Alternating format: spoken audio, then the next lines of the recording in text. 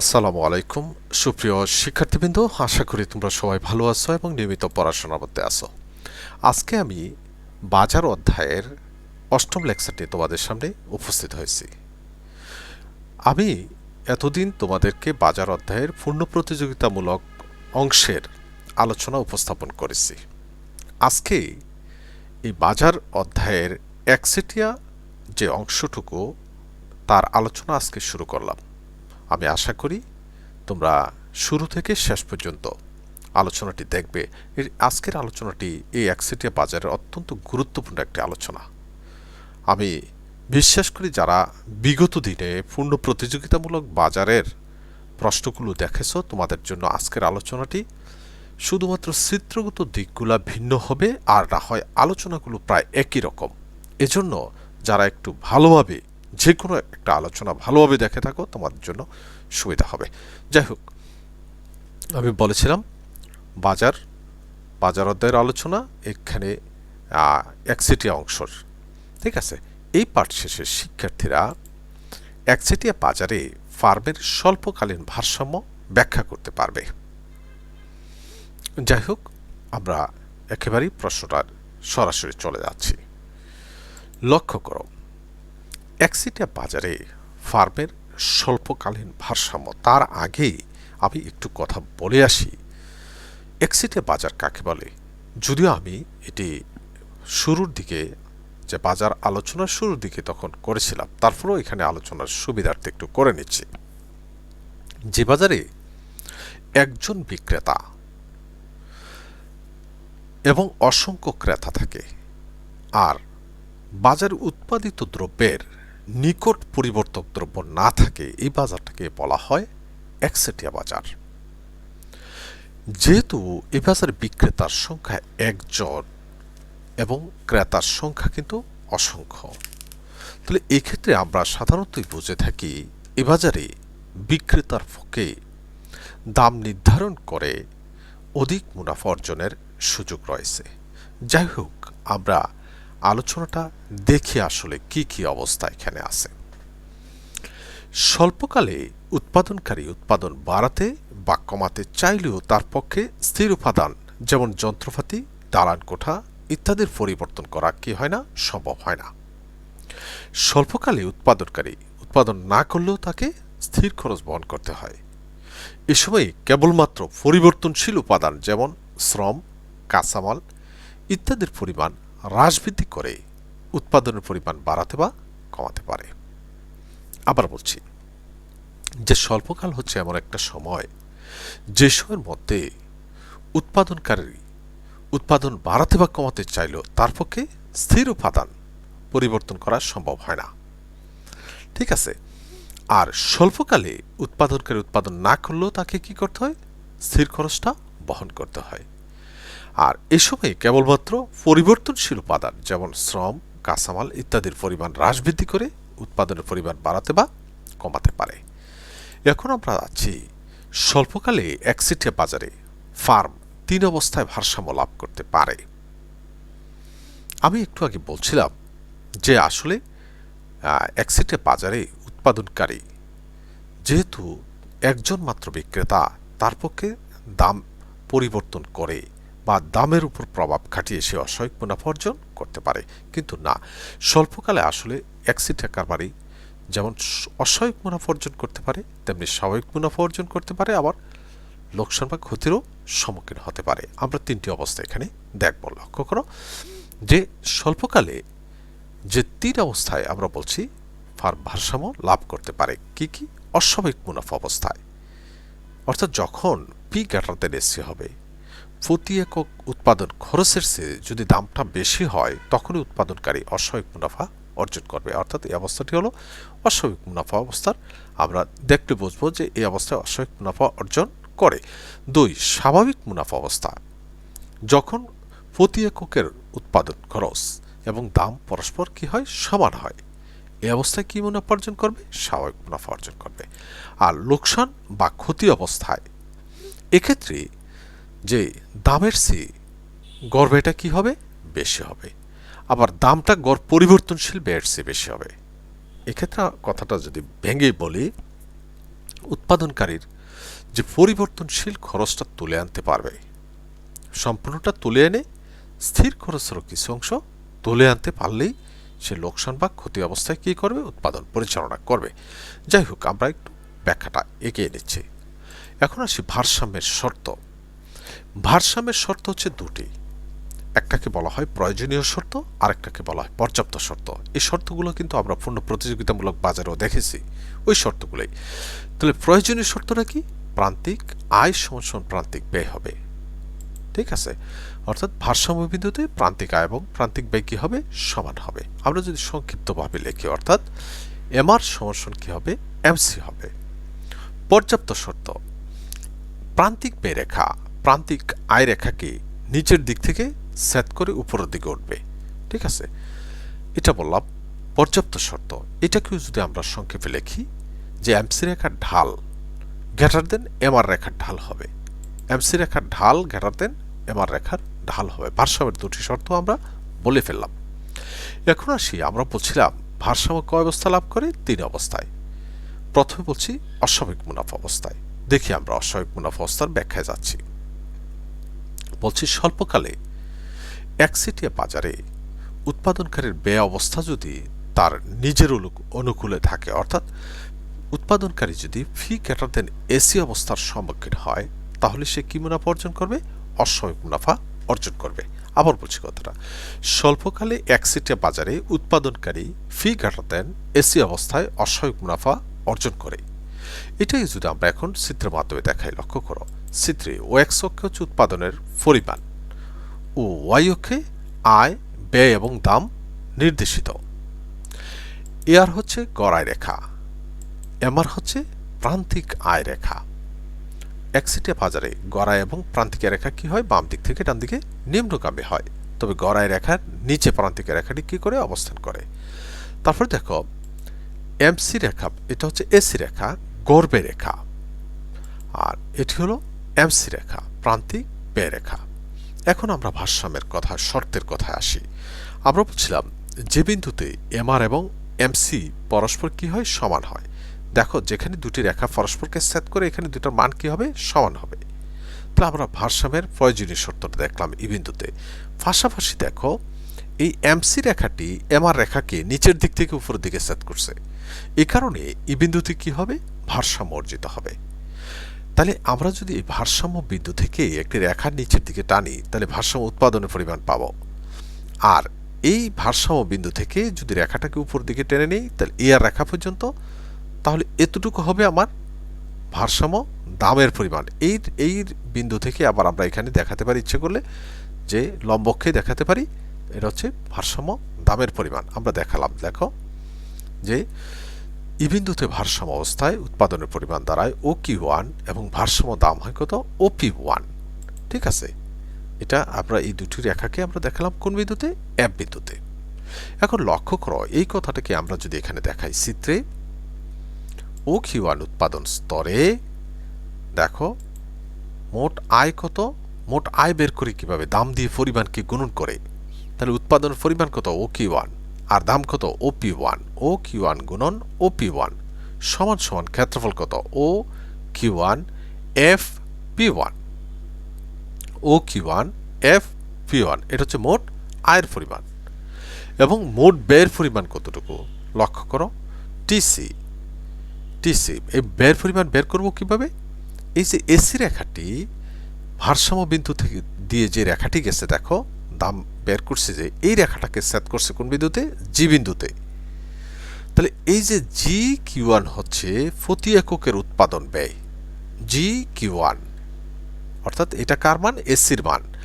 ইচ্ছে করলে আমরা এই জি বিন্দু থেকে এখানেও একটা রেখা টেনে এই লম্বকে দেখাতে পারি প্রতি এককের উৎপাদন খরচ কত। দেখো এখানে দেখালাম OP2 পরিমাণ, OP2 পরিমাণ, তার মানে OQ1 উৎপাদন স্তরে প্রতি একক দ্রব্যের গড় ব্যয় হচ্ছে OP2, আর প্রতি একক দ্রব্যের বিক্রয় মূল্য হচ্ছে OP1। তাহলে এখন গড় ব্যয় যেহেতু আমরা পেয়ে গেছি, তাহলে প্রতি এককের উৎপাদন খরচ দ্বারা উৎপাদনের পরিমাণকে যদি গুণ করা হয়, তাহলে মোট ব্যয়ও পাওয়া যাবে। তাহলে আমরা এখানে বের করলাম, দেখো টিসি সমান OQ1 গুণন GQ1, অথবা তুমি OP2 দিতে পারবা, জি কিউ1 সমান কি হবে এই ক্ষেত্রফলটা ও কিউ1 জি পি2। লক্ষ্য করো ও কিউ1 জি পি2 এটা হচ্ছে আমাদের মোট ব্যয়ের পরিমাণ। তো এখন আমরা যদি দেখি আমার কাছে আয়ের পরিমাণ আছে আর ব্যয়ের পরিমাণ আছে। এখন লক্ষ্য করো আয়ের পরিমাণ হচ্ছে পুরো ঘরটা আর ব্যয়ের পরিমাণ হচ্ছে হলুদ দাগটা থেকে নিচের অংশ। তাহলে আমার আয়ের পরিমাণটা বেশি আর ব্যয়ের পরিমাণটা কম। তাহলে আমাকে লাভ হবে না লোকসান হবে? অবশ্যই লাভ হবে, যেহেতু আয় বেশি ব্যয় কম। তাহলে আমি এখন লিখব সুতরাং মুনাফা সমান সমান, লক্ষ্য করো মুনাফা ফাই সমান সমান টিআর মাইনাস টিসি মোট আয় বিয়োগ মোট ব্যয়। তাহলে মোট আয় হচ্ছে আমার এটা, অর্থাৎ ও কিউ1 এফ পি1 এটা লিখলাম আমরা। তারপর মোট ব্যয় হচ্ছে ও কিউ1 জি পি2। তাহলে লক্ষ্য করো তো এই পুরা ঘরটা থেকে যদি আমি এই নিচের ঘরটা বাদ দেই তাহলে এই ঘরটা থাকতেছে কত পি1 পি2 জি এফ পি1 পি2 জি এফ। এটি হচ্ছে আমার কি মুনাফা? অস্বাভাবিক মুনাফা। আমাদের প্রথম ব্যাখ্যাটা যে অস্বাভাবিক মুনাফা অবস্থার ব্যাখ্যাটি আমাদের শেষ হয়ে গেল। এখন আমরা যাচ্ছি স্বাভাবিক মুনাফা অবস্থাটি ব্যাখ্যা করার জন্য।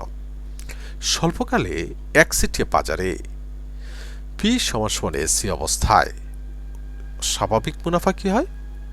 অর্জিত হয়। বলছি আবার, স্বল্পকালে একচেটিয়া বাজারে উৎপাদনকারী পি সমান সমান এসি অবস্থায় স্বাভাবিক মুনাফা কি করে? অর্জন করে। এখন একই রকম চিত্র দেখো। চিত্র ও এক্স অক্ষে উৎপাদনের পরিমাণ ও ওয়াই অক্ষে আয় ব্যয় এবং দাম নির্দেশিত। এ আর হচ্ছে গড় আয় রেখা, এম আর হচ্ছে প্রান্তিক আয় রেখা, ঠিক আছে। আর এমসি হচ্ছে কি রেখা? প্রান্তিক ব্যয় রেখা। আমরা বলছিলাম ভারসাম্য অর্জিত হয় এম আর এবং এমসি রেখার মাধ্যমে। তাহলে এই দুইটা রেখা পরস্পরকে এখানে ছেদ করছে, ঠিক আছে। কোন বিন্দুতে? ই বিন্দুতে। তাহলে এখানে কি হবে? ভারসাম্য অর্জিত হবে। সেম ভাবে এখান থেকে যদি আমরা একটা রেখার নিচে টেনে আসনি তাহলে এটা হবে ভারসাম্য উৎপাদনের পরিমাণ এতটুকু। আর এখান থেকে রেখাটাকে এ আর রেখার পর্যন্ত টেনে নিলে এটা হবে ভারসাম্য দামের পরিমাণ, ঠিক আছে। এ আর রেখার মাধ্যমে দামটা নির্ধারিত হয়। ইচ্ছে করলে আমরা এটা এই অক্ষেও দেখাতে পারি। দেখো ভারসাম্য দাম কত? ও পি ওয়ান, পরিমাণ হচ্ছে ও কিউ1। কিভাবে পেলাম? এটা এখান থেকে টেনে পেলাম, ঠিক আছে। এই দুইটা রেখা পরস্পরকে ছেদ করছে কোন বিন্দুতে? এফ বিন্দুতে। এখন লক্ষ্য করো আমরা কিন্তু এসি রেখা এখন আঁকিনি, অর্থাৎ আমি পাইছি প্রতি এককের ভারসাম্য দাম আর উৎপাদনের পরিমাণ। তাহলে এই ক্ষেত্রে আমরা মোট আয় বের করতে পারি। চিত্রে ও কিউ1 উৎপাদন স্তরে মোট আয় হলো টিআর সমান সমান ও কিউ1 গুণন ও পি1 সমান কি? ও কিউ1 এফ পি1 ও কিউ1 এফ পি1 এটা হচ্ছে আমাদের মোট আয়ের পরিমাণ। এখন লক্ষ্য করো এসি রেখাটি আমরা আঁকলাম। এসি এই গর্বে রেখাটি ইয়ার রেখাকে কোন বিন্দুতে? এফ বিন্দুতে স্পর্শ করছে, ঠিক আছে। এফ বিন্দুতে স্পর্শ করায় প্রতি এককের উৎপাদন খরচ হচ্ছে কত? এফ কিউ1 এফ কিউ1, ঠিক আছে। তাহলে এখানে লক্ষ্য করো আমাদের মোট ব্যয়ের পরিমাণ দাঁড়াচ্ছে কত? ও কিউ1 এফ পি1 ও কিউ1 এফ পি1 সেম জিনিস, একই জায়গায় সমান, যে আমার প্রতি এককের দাম যা প্রতি এককের গড়বেও তা। এই কারণে আমাদের আয় ব্যয় কি? সমান। দেখো এসি রেখাটা এফ বিন্দুতে স্পর্শ করায় এখানে আমাদের কি হচ্ছে? প্রতি এককের উৎপাদন ব্যয় হচ্ছে এফ কিউ1, ঠিক আছে। আমরা এখন এখানে দেখাতে পারি মোট ব্যয় টিসি সমান সমান ও কিউ1 গুণন এফ কিউ1 ও কিউ1 গুণন এফ কিউ1। তাহলে এই ক্ষেত্রে আমরা দেখালাম মোট ব্যয় কত? ও কিউ1 এফ পি1 ও কিউ1 এফ পি1 মোট ব্যয়ের পরিমাণ। তাহলে এখানে আমাদের যে মুনাফার পরিমাণ কি হবে? যেহেতু আয় আর ব্যয় সমান, তাহলে মুনাফা কি হবে? মুনাফার পরিমাণ হবে 0। দেখো টিআর মাইনাস টিসি, অর্থাৎ এক্ষেত্রে মোট আয় এবং মোট ব্যয় কি সমান হওয়ায় মুনাফার পরিমাণ কত? 0। এই জন্য এই মুনাফাটাকে শূন্য মুনাফা অবস্থা বলা হয় অথবা স্বাভাবিক মুনাফা অবস্থা বলা হয়। লক্ষ্য করো এখানে কি হবে? টিআর সমান সমান টিসি, অর্থাৎ এই অবস্থাটিকে বলা হয় স্বাভাবিক মুনাফা অবস্থা, ঠিক আছে। এই গেল আমাদের দ্বিতীয় ব্যাখ্যাটি। এবার যাব তৃতীয় ব্যাখ্যাটির মধ্যে লোকসান বা ক্ষতি অবস্থায়। লক্ষ্য করো স্বল্পকালে একচেটিয়া বাজারে উৎপাদনকারী এসি যে greater than P greater than AVC অবস্থায় লোকসান বা ঋণাত্মক মুনাফা কি করে অর্জন করে।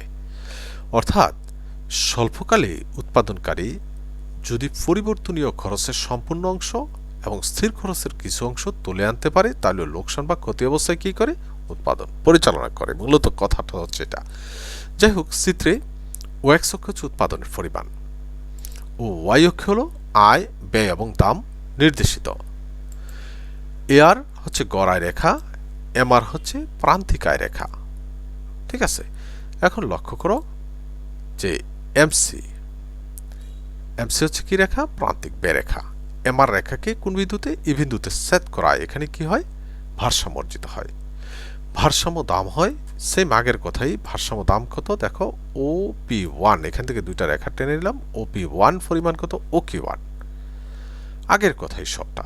তাহলে এক্ষেত্রে মোট আয় হবে কত? আমরা যদি এটা বের করি, দেখো এই বিন্দুটাকে দেখালাম এক বিন্দু দ্বারা, তাহলে মোট আয় দাঁড়াচ্ছে কত? চিত্রে আগের মতোই। চিত্রে ও কি ওয়ান উৎপাদন স্তরে মোট আয় হলো ও কি ওয়ান গুণন ও পি ওয়ান সমান সমান ও কি ওয়ান এফ পি ওয়ান, এই ক্ষেত্রফলটা। এখন আমরা বলছি উৎপাদনকারীর ব্যয় অবস্থা তার নিজের অনুকূলে নাই। না থাকার অর্থ হচ্ছে সে প্রতি একক যে দামে বিক্রি করতেছে তার চেয়ে প্রতি এককের উৎপাদন খরচ বেশি। দেখো এসি রেখাটা দেখো কোথায়? উপরে। তাহলে আমরা যদি এখন দেখাই উকিয়ান উৎপাদন স্তরে প্রতি এককের উৎপাদন খরচ কত হবে, এখান থেকে রেখাটা যদি আমরা উপরের দিকে নিয়ে যাই এতটুকু হবে উৎপাদন খরচ। দেখো তো প্রতি এককের ব্যয় কত? G Q one. G Q one এটাকে আমি ইচ্ছা করলে এই অক্ষেও নিয়ে যেতে পারি। দেখো অর্থাৎ প্রতি এককের উৎপাদন খরচ দাঁড়াচ্ছে কত? ওপি টু। আর আমি আমার বিক্রয় মূল্য কত? ওপি ওয়ান। তার মানে আয়ের চেয়ে ব্যয়ের পরিমাণ কি বেশি। ঠিক আছে, তাহলে আমরা এখানে দেখলাম, দেখো যে ব্যয়ের পরিমাণ দাঁড়াচ্ছে কত? উৎপাদনের পরিমাণ কত? ও কি ওয়ান। আর প্রতি এককের উৎপাদন খরচ কত? জি কি ওয়ান। তাহলে এখানে মোট ব্যয় কত হবে? ও কি ওয়ান জি পি টু। ও কি ওয়ান জি পি টু, এটা হচ্ছে মোট ব্যয়ের পরিমাণ। তার মানে আয়ের চেয়ে ব্যয়ের পরিমাণ কি বেশি। তাহলে লোকসানের পরিমাণটা কতটুকু? P one P two G F. এখন তোমার যদি তোমরা যারা কম বোঝো তোমরা এতটুকু দিয়েই ব্যাখ্যাটা দিয়ে দিবে মোট আয় থেকে মোট ব্যয় বিয়োগ করে। আর যারা আরও একটু বুঝতে চাও তাহলে তাদের জন্য আরেকটু কথা বলি। দেখো এখন আরেকটি রেখা আমি আঁকলাম। এই রেখাটার নাম হচ্ছে এ ভিসি রেখা, গড় পরিবর্তনশীল ব্যয় রেখা। লক্ষ্য করো ভারসাম্য বিন্দু থেকে যে রেখাটি আমরা টেনে নিলাম হলুদ রেখাটি, এই রেখাটাকে সেট করছে কোন বিন্দুতে? নাম যদি দিই এস বিন্দুতে। তার মানে এস কিউ ওয়ান হচ্ছে ওকিয়ান উৎপাদন স্তরে এস কিউ ওয়ান হচ্ছে প্রতি এককের গড় মানে পরিবর্তনশীল ব্যয়। ঠিক আছে, প্রতি এককের পরিবর্তনশীল ব্যয় নির্দেশ করে। আর জি এইচ পরিমাণ এটা স্থির ব্যয় নির্দেশ করে। প্রতি এককের স্থির ব্যয় অর্থাৎ গড় স্থির ব্যয় নির্দেশ করে জি এইচ পরিমাণ। এখন লক্ষ্য করো উৎপাদনকারী যদি উৎপাদন বন্ধ করে দেয় তাহলে তাকে প্রতি এককে স্থির খরচের সমান জি এইচ পরিমাণ তাকে কি করতে হবে? লোকসান দিতে হবে। আর যদি এখন উৎপাদন পরিচালনা করে তাহলে দেখা যায় প্রতি একক লোকসান হয় কত? এফ জি পরিমাণ। কারণ সে ওপি ওয়ান দামে বা এফ কিউ ওয়ান দামে কি করতে পারতেছে? বিক্রি করতে পারতেছে। তাহলে প্রতি একক লোকসান হবে কত? এফ জি পরিমাণ। এজন্য উৎপাদনকারী যদি এই পরিবর্তনশীল খরচের সম্পূর্ণ অংশ এবং এই যে স্থির খরচ আছে, এই পুরো ঘরটা হচ্ছে স্থির খরচ, স্থির খরচের কিছু অংশ দেখো তুলে আনতে পারতেছে, আর পরিবর্তনশীল খরচের এই পুরাটা আর এই স্থির খরচের কিছু অংশ তুলে আনতে সক্ষম হয়, তাহলে লোকসান কমানোর জন্য সে কি করবে? উৎপাদন চালিয়ে যাবে। ঠিক আছে, যারা একটু বেশি বুঝো তারা এই কথাটা লাগাবা, আর না হয় আগের মতোই শেষ করে দেবা যে সুতরাং এখানে মুনাফা ফাই সমান সমান আমরা জানি আয় থেকে ব্যয় বিয়োগ করলে কি পাওয়া যায়? মুনাফা পাওয়া যায়। কিন্তু আমরা দেখছি এখানে আয়ের পরিমাণ কম। কত? O Q one F P one, এটা হচ্ছে আয়ের পরিমাণ। আর ব্যয়ের পরিমাণ কত? O Q one G P two. তার মানে আয়ের চেয়ে ব্যয়ের পরিমাণটা কি বেশি। তাহলে এখন বিয়োগফলটা কি হবে? নেগেটিভ হবে। দেখো মাইনাস কত? P one P two G F. ঠিক আছে, মুনাফা লেখছি বেদায় এখানে মাইনাস ব্যবহার করছি। তুমি যদি ক্ষতি লেখো ডাইরেক্ট তখন টিসি মাইনাস টিআর দিলে আর এখানে মাইনাস ব্যবহার করতে হবে না। অর্থাৎ আমরা দেখলাম একচেটিয়া বাজারে স্বল্পকালে উৎপাদনকারী তিন অবস্থায় ভারসাম্য লাভ করতে পারে। কি অস্বাভাবিক মুনাফা অবস্থায়, স্বাভাবিক মুনাফা অবস্থায়, আর হচ্ছে লোকসান বা ক্ষতি অবস্থায়। ঠিক আছে, আজকের এই আলোচনা থেকে আমরা যে প্রশ্নগুলো এখান থেকে বের করতে পারি, লক্ষ্য করো, একচেটিয়া বাজারে বা একচেটিয়া ফার্মের ভারসাম্যের প্রয়োজনীয় শর্তটি লিখো। আমি আশা করি তোমরা অবশ্যই লিখতে পারবে। পি গ্রেটার দেন এসি অবস্থায় উৎপাদনকারী কি ধরনের মুনাফা অর্জন করে? একচেটিয়ায় শূন্য মুনাফা অবস্থায় মোট আয় এবং মোট ব্যয় কেমন হয়? পি সমান সমান এসি অবস্থায় উৎপাদনকারী কি ধরনের মুনাফা অর্জন করে? এখানে 4টা প্রশ্নই আমরা নিয়ে আসলাম। এখন আসি সংক্ষিপ্ত এবং বড় প্রশ্ন আকারে। একচেটিয়া বাজারে হবে, একচেটিয়া বাজারে ফার্মের স্বল্পকালীন ভারসাম্য ব্যাখ্যা করো। আবার বলছি, একচেটিয়া বাজারে ফার্মের স্বল্পকালীন ভারসাম্য ব্যাখ্যা করো। আমি বিশ্বাস করি তোমরা যারা এই আলোচনাটি পরিপূর্ণভাবে শুনবে, তাহলে তোমরা বইয়ের সাহায্য নিয়ে পুরো প্রশ্নটাই তোমরা লিখতে পারবে। তো সবাই ভালো থাকো, সুস্থ থাকো এবং নিয়মিত পড়াশোনার মধ্যে থাকো। ধন্যবাদ।